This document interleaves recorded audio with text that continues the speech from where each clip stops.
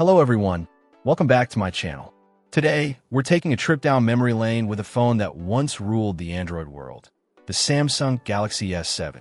Released back in 2016, this phone was a powerhouse, and surprisingly, it still holds up in certain ways even in 2024.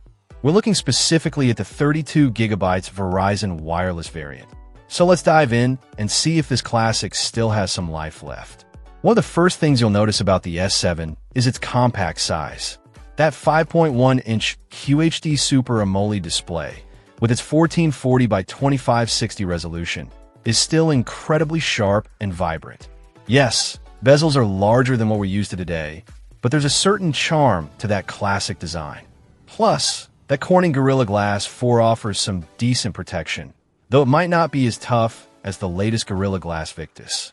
Under the hood, we've got a Qualcomm Snapdragon 820 processor, a quad-core chip that was top of the line back in the day. Paired with 4GB of RAM, it handled multitasking and demanding apps with ease back then. Now, in 2024, it's definitely showing its age. While basic tasks are still manageable, don't expect the same snappy performance you'd get from a modern flagship. Gaming, especially graphically intensive titles, will likely push this hardware to its limits. The 12MP rear camera with an f1.7 aperture was revolutionary for its time, introducing impressive low-light capabilities. It still takes decent photos, especially in good lighting conditions. The 5MP front camera, also with an f1.7 aperture, is serviceable for selfies and video calls, but don't expect the crisp detail of modern selfie cameras. 32GB of internal storage might seem paltry by today's standards, but thankfully, the S7 offers expandable storage via microSD card up to a whopping 512GB.